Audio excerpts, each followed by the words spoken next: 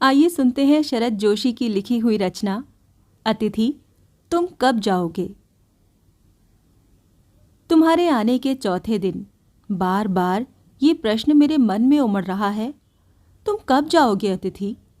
तुम कब घर से निकलोगे मेरे मेहमान? तुम जिस सोफे पर टांगे पसारे बैठे हो, उसके ठीक सामने एक कैलेंडर लगा है, जिसकी फड़फड़ाती तारीखें मैं तुम्हें रोज़ दिखा दिखा कर बदल रहा हूँ। ये मेहमान नवाजी का चौथा दिन है, मगर तुम्हारे जाने की कोई संभावना नज़र नहीं आती। लाखों मील लंबी यात्रा करके एस्ट्रोनॉट्स भी चांद पर इतने दिन नहीं रुके जितने तुम रुके। उन्होंने भी चांद की इतनी मिट्टी नहीं खोदी जितनी तुम मेरी खोद चुके हो। क्या तुम्हें अपना घर याद नहीं आता? क्या तुम्हें तुम्हारी मिट्टी नहीं पुकारती? जिस दिन तुम आए थे, कहीं अंदर ही अंदर मेरा बटुआ कांप उठा था। फिर भी मैं मुस्कुराता हुआ उठा और तुम्हारे गले मिला। मेरी पत्नी ने तुम्हें सादर नमस्ते की। तुम्हारी शान में ओ मेहमान, हमने दोपहर के भोजन को लंच में बदला और रात के खाने को डिनर में। हमने तुम्हारे लिए सलाद कटवाया, रायता बनवाया और मिठाइयाँ मंगवाईं, इस उम्मीद में कि दूसरे दिन शानदार मेहमान नवाजी की छाप लिए तुम रेल के डिब्बे में बैठ जाओगे। मगर आज चौथा दिन है और तुम यहीं हो। कल रात हमने खिचड़ी बनाई, फिर भी तुम यहीं हो। आज हम उपवास करेंगे और तुम यहीं हो। तुम्हारी उपस्थिति यूं रबड़ की तरह खींचेगी, हमने कभी सोचा न था। सुबह तुम आए और बोले, लॉन्ड्री को कपड़े देने हैं।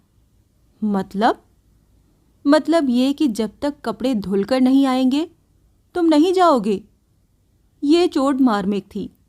ये आघात अप्रत्याशित था।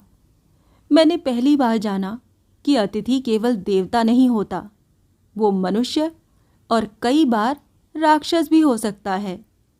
ये देख मेरी पत्नी की आंखें बड़ी बड़ी हो गईं। तुम शायद नहीं जानते कि पत्नी की आंखें जब बड़ी बड़ी होती हैं, मेरा दिल छोटा छोटा होने लगता है। कपड़े धुलकर आ गए और तुम यहीं हो। पलंग की चादर 2 बार बदली जा चुकी और तुम यहीं हो। अब इस कमरे के आकाश में ठहाकों के रंगीन गुब्बारे नहीं उड़ते।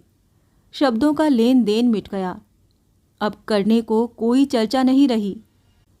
परिवार, बच्चे, नौकरी, राजनीति, रिश्तेदारी, पुराने दोस्त, फिल्म, साहित्य, यहाँ तक कि आंख मार मार कर हमने पुरानी प्रेमिकाओं का भी जिक्र कर लिया। सारे विषय खत्म हो गए। तुम्हारे प्रति मेरी प्रेम भावना गाली में बदल रही है। मैं समझ नहीं पा रहा हूँ कि तुम कौन सा फेविकोल लगाकर मेरे घर में आए हो। पत्नी पूछती है, कब तक रहेंगे ये? जवाब में मैं कंधे उचका देता हूँ। जब वो प्रश्न पूछती है, मैं उत्तर नहीं दे पाता। जब मैं पूछता हूँ, वो चुप रह जाती है। तुम्हारा बिस्तर कब गोल होगा अतिथि? मैं जानता हूँ कि तुम्हें मेरे घर में अच्छा लग रहा है। सबको दूसरों के घर में अच्छा लगता है। यदि लोगों का बस चलता तो वो किसी और के घर में रहते, किसी दूसरे की पत्नी से विवाह करते। मगर घर को सुंदर और होम को स्वीट होम इसीलिए कहा गया है कि मेहमान अपने घर वापस लौट जाएं। मेरी रातों को अपने खर्राटों से गुंजाने के बाद अब चले जाओ मेरे दोस्त। देखो, शराफत की भी एक सीमा होती है और गेट आउट भी एक वाक्य है जो बोला जा सकता है। कल का सूरज तुम्हारे आगमन का चौथा सूरज होगा और वो मेरी सहनशीलता की अंतिम सुबह होगी। उसके बाद मैं लड़खड़ा जाऊंगा। ये सच है कि अतिथि होने के नाते तुम देवता हो, मगर मैं भी आखिर मनुष्य हूँ। एक मनुष्य ज्यादा दिनों देवता के साथ नहीं रह सकता।